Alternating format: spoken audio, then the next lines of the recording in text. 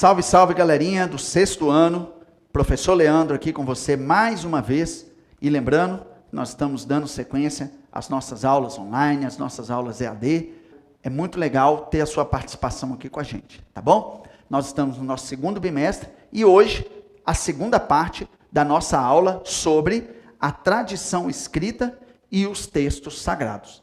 Lembra que nós falamos na aula anterior sobre o que é o texto sagrado? Demos alguns exemplos e hoje nós vamos falar um pouquinho sobre isso novamente e vamos dar sequência a um novo conhecimento. O que é o texto sagrado? A tradição escrita, melhor dizendo, a primeira parte que eu quero falar com você, é a tradição de escrever. Então, o texto sagrado escrito é quando nós nos deparamos com aquele escrito sagrado. Lembra que eu dei como exemplo para você a Bíblia Sagrada? Quando a pessoa ela é cristã, ela subentende-se que a Bíblia Sagrada é o livro sagrado, é a palavra de Deus para o cristão. Mas todas as principais religiões do mundo, elas têm por hábito ter o seu texto sagrado.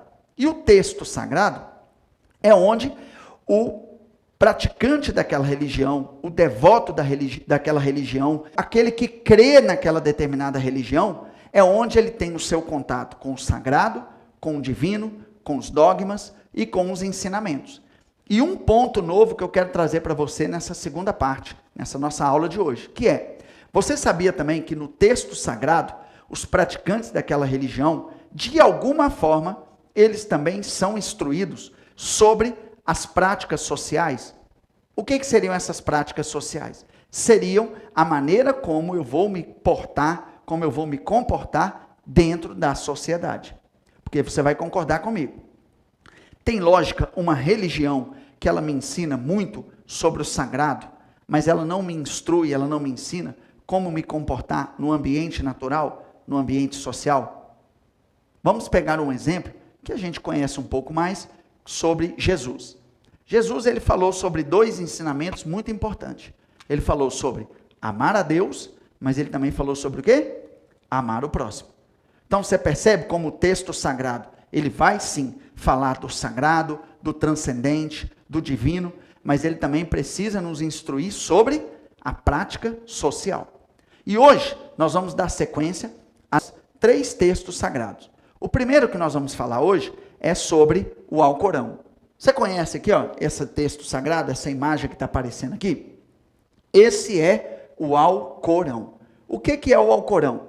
O Alcorão é o texto sagrado, aquilo que pauta, aquilo que ensina, aquilo que são as memórias, os acontecimentos e os ensinamentos da religião islâmica, também conhecido como os muçulmanos. Ou seja, os muçulmanos, eles são guiados, eles são pautados, eles são ensinados através do Alcorão, que é esse livro aqui. Quero fazer uma observação importante para você. Não misture, achando que todo aquele que é muçulmano, todo aquele que é islâmico, ele está diretamente relacionado a terrorismo religioso. Eu quero abrir uma observação para você aqui, porque na sala de aula é muito comum a gente encontrar pessoas que elas fazem essa associação. Não são. Você precisa saber separar aquela pessoa que faz o terrorismo religioso daquela pessoa que tem a prática religiosa. Ok? Assim como, de uma forma especial, nós estamos falando dessa religião aqui. O Alcorão é o livro, é o texto sagrado que pauta a religião islâmica.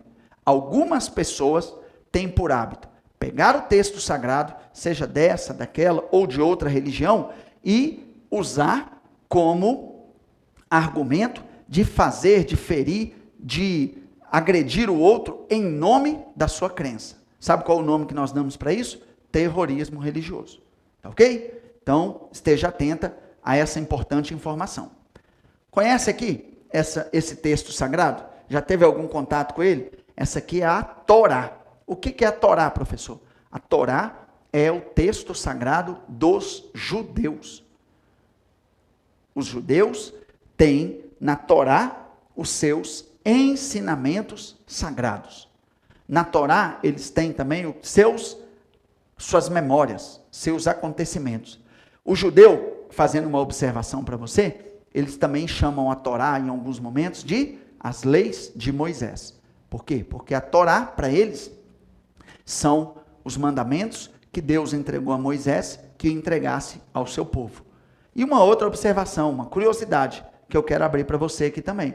Você sabia que a Torá, ela consiste nos 5 primeiros livros que nós também encontramos na Bíblia Sagrada?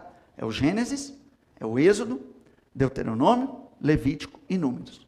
Esses 5 livros é o que compõem a Torá, que é os ensinamentos dos judeus. Primeiros 5 livros da Bíblia é o que compõem a Torá para o judaísmo. E através da Torá, eles têm ali os seus fundamentos sagrados, seus ensinamentos sagrados e, obviamente, as suas memórias religiosas. E por último, esse livro aqui, que nós conhecemos muito bem, a grande maioria de nós, que é a Bíblia Sagrada. O que é a Bíblia Sagrada? A Bíblia Sagrada é o texto sagrado do cristianismo. Cristianismo, que nós já falamos em uma aula anterior, que é a religião dos cristãos. Então, através da Bíblia Sagrada, esse livro aqui, os cristãos têm profundo acesso às suas memórias, aos seus ensinamentos religiosos, aos seus dogmas religiosos, a maneira como eles devem viver a sua fé. Lembrando que a Bíblia se divide em Antigo Testamento e Novo Testamento. Então, o cristão, ele tem como texto sagrado a Bíblia Sagrada. A gente caminhando já para o término da nossa aula, nós vamos entender um princípio interessante. O texto sagrado é o texto daquela determinada religião. E aí nós vimos aqui o Alcorão, nós vimos aqui a Torá, nós vimos aqui a Bíblia. Em aulas anteriores, nós vimos os textos sagrados de outras religiões. Então, essa é uma forma de nós termos contato também com a outra religião.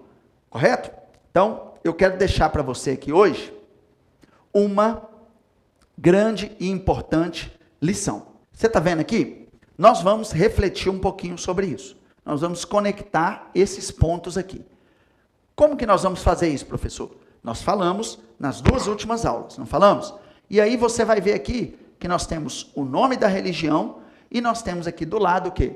O nome do texto sagrado. E eu queria que você conectasse esses pontos aqui. Você sabe qual é a religião e qual é o texto sagrado deles?